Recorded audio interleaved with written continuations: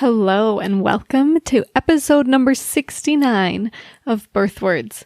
Today we're going to be talking about honorifics and the circle of support. If you want to know what on earth I mean by that, keep listening. Welcome to Birth Words. Words are powerful. What are you doing with yours? In this podcast, birth doula and applied linguistics scholar Sara invites you to be intentional, reflective, and empowering with your language as we come together to honor those who give birth. The work of Birth Words is to elevate the language surrounding pregnancy, birth, and the postpartum period. Nothing in this podcast should be taken as medical advice.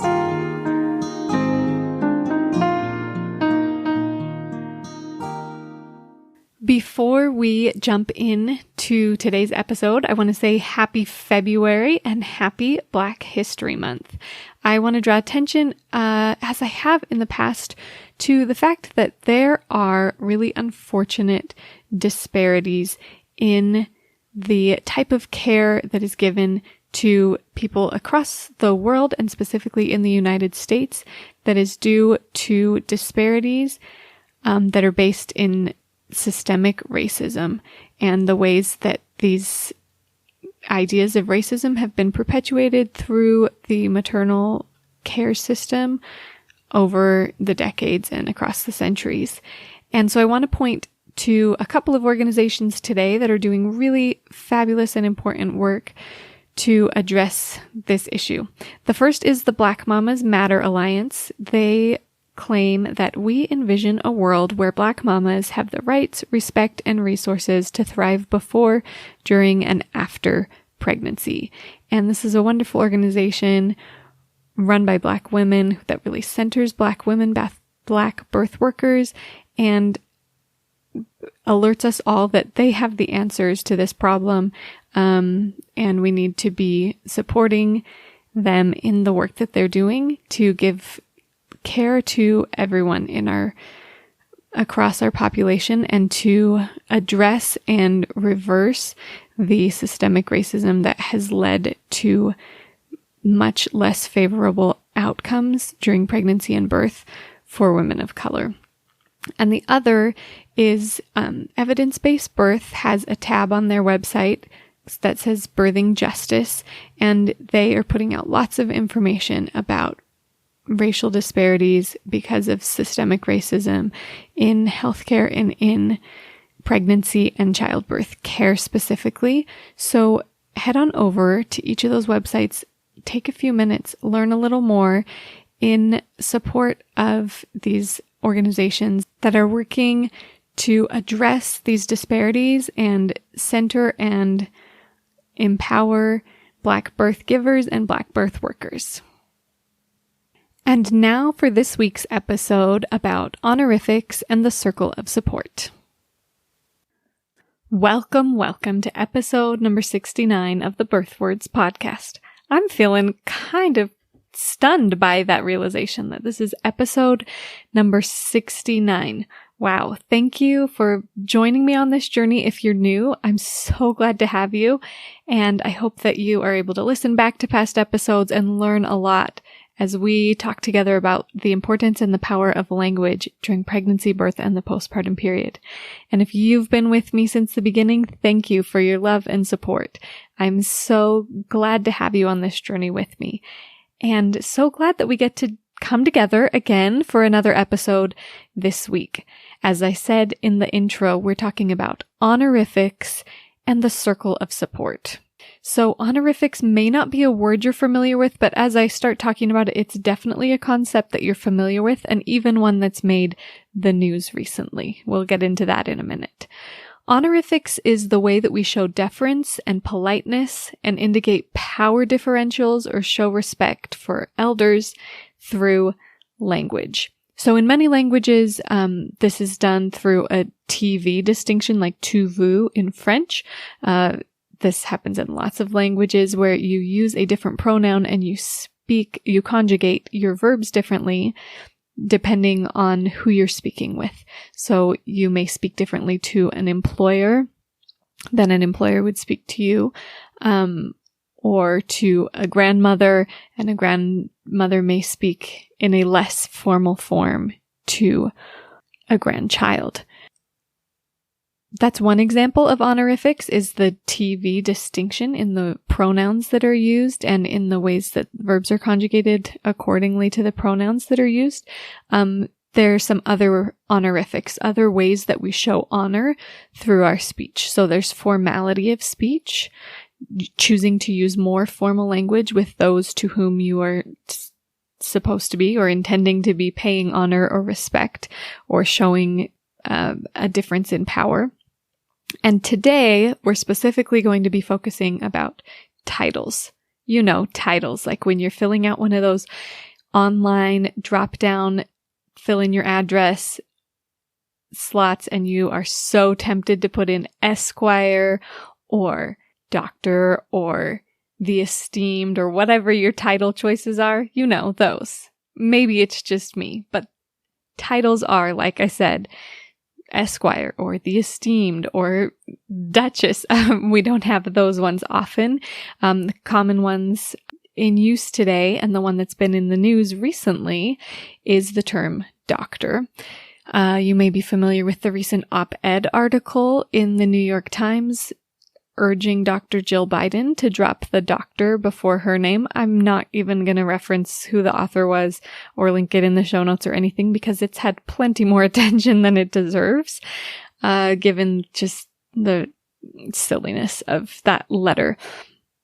But it's something that's been in the news recently, this use of titles, this type of honorific. This article outraged academics and was generally met with dislike. And the author of this op-ed, interestingly and relevantly to this podcast, made the assertion that he believed that people should only use the title doctor if they've caught a baby. Well, actually, he said, if you've delivered a baby. If you want to hear more about my thoughts and the history of the term deliver with relation to birth and how it relates into power, you can go back and listen to episode 24, Deliver, an Etymological History, and episode 18, Power, a conversation with Rebecca Decker of Evidence-Based Birth, who's also the author of Babies Are Not Pizzas, They're Born Not Delivered. But I digress. The author of this op-ed article, as we were saying, made the claim that people shouldn't use the term doctor, the title doctor, unless they've caught or delivered, as he said, a baby. Which is an interesting question, right? Because many of you have probably seen care providers for your pregnancies who maybe didn't use the term doctor. And of course, on the side, you've seen many, many doctors who are not obstetricians, who are, you know, dermatologists and surgeons of other varieties, and I digress again. But yes, so it does hone us into this question about midwives and doctors and the question about honorifics. Something that I've noticed in my interactions in birth work, both locally here in Utah, but also when I lived in Massachusetts, and I believe this holds true across the United States, through conversations I've had with birth worker colleagues in different areas, that generally, and of course this is not unequivocally true, but generally obstetricians prefer to use a title, doctor, and then their last name. So Dr. Brown, the obstetrician. Whereas midwives, whether they are home birth midwives, birth center midwives, or certified nurse midwives, often at a hospital, will tend to prefer to go by their first name. And this topic, I have to thank my friend Danny Reed, an awesome doula here in Utah County as well, who brought this to my attention months and months ago as an interesting topic to look into. So thank you, Danny. I'm finally getting to it. I'm interested first to know if you have found that that is a similar trend in your area, whether you live within or outside of the United States, if generally you've seen this to be true, that obstetricians use the title doctor and then their last name, while midwives, regardless of their various differing credentials, tend to go by their first name, and also regardless of their place of practice, birth center, home, or hospital. It's interesting because I was flipping through one of my old textbooks, An Introduction to Sociolinguistics by Wardhaugh and Fuller, and in it they summarize a 1961 study done by Brown and Ford about naming practices in English. And here's what they said in summary of the study. They report that the asymmetric use of title plus last name and first name indicated inequality in power. That mutual title and last name indicated inequality and unfamiliarity, and that mutual first name indicated equality and familiarity. The switch from mutual title last name to first name is also usually initiated by the more powerful member of the relationship. In summary, the use of title plus last name or first and last name indicates the asymmetric use indicates inequality and in power and also unfamiliarity. So that is to say, if a client calls the doctor Dr. Smith, but the Dr. Smith calls the client Isabel, there's a difference, right? That's indicating that they're not using they're using an asymmetric use of that title plus first or last name. And this indicates inequality in power and also unfamiliarity. And Wardhaugh and Fuller comment that address by title alone is the least intimate form of address, in that titles usually designate ranks or occupation, as in colonel, doctor, or waiter. They are devoid of personal context. So especially if a birth giver is to simply say doctor without the Garcia or Brown afterwards, that is an indication of lack of personal context, the least intimate form of address, and this power differential. Here's another quote about naming and titles by Wardhaugh and Fuller. How do you name or address another? By title? By first name? By last name? By a nickname? By some combination of these, or by nothing at all, so deliberately avoiding the problem? What factors govern the choice you make? Is the address process asymmetrical? That is, if I call you Mr. Jones, do you call me John? Or is it symmetrical, so that Mr. Jones leads to Mr. Smith and John to Fred? All kinds of combinations are possible in English. Dr. Smith, John Smith, Smith, John, Johnny, Doc, Sir, Mac, and so on. Dr. Smith himself might also expect doctor from a patient, dad from his son, John from his brother, dear from his wife, and sir from a police officer who stops him if he drives too fast. And he might be rather surprised if any of one of these is substituted for another. For example, excuse me, dear, can I see your license? From the police officer. So as you see from that excerpt, the way that we address each other can have a significant impact in setting expectations for and forming a relationship between the two people who are interacting. So let's talk about the application to pregnancy and birth. I mentioned before that I've seen generally that obstetricians go by title and last name, while midwives tend to go by their first names. And I've seen this even to be the case where a midwife is a CNM who has a DNP, a doctorate of nursing practice, and thus is technically a doctor and could go by the title doctor. Now, I'm going to wrap up this episode after giving you a lot of information about honorifics and hopefully a lot of food for thought by asking some questions.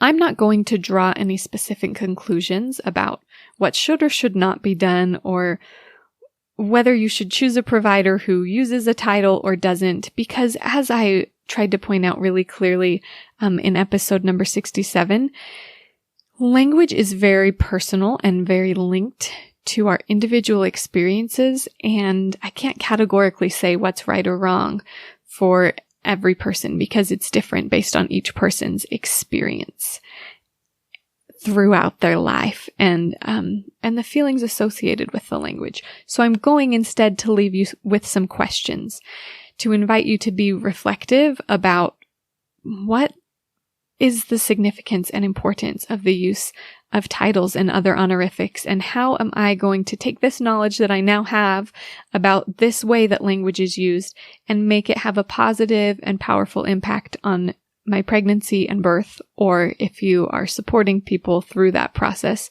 on the pregnancies and births of your clients. So here are those questions for you to consider.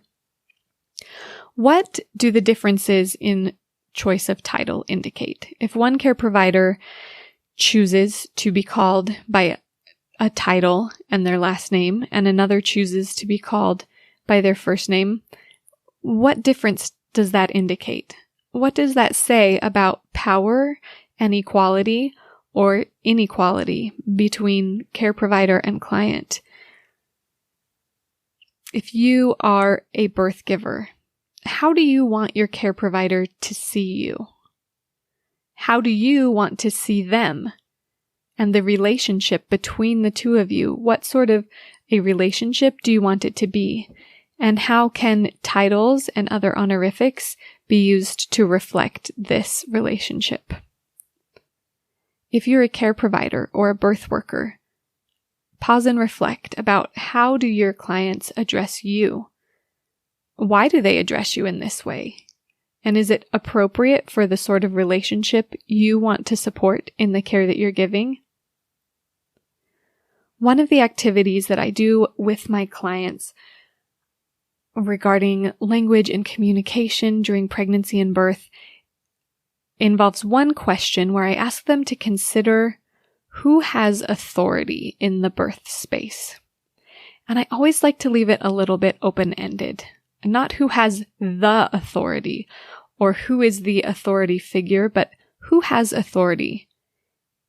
In what spheres do different people hold authority? And remembering that birth is medical, physical, emotional, spiritual, familial. Who holds authority in each of those spheres, in each of those realms? How do titles and other honorifics reflect or not reflect the authority of those in your circle of support? So now we've come back to that title from the beginning of this podcast episode. We're talking about honorifics and the circle of support. So as we wrap up this week, I invite you to consider these questions. Consider those in your circle of support if you are a birth giver. If you are a birth worker providing support within that circle, consider your role and the way that titles and honorifics and other language is used to indicate your role and your relationship with the birth giver. I hope you all have a fabulous week, and I look forward to sharing more with you in 2 weeks. If you're interested in sharing your ideas or experiences on the podcast, go to birthwords.com. If you're liking what you hear, please leave a review on your podcast app.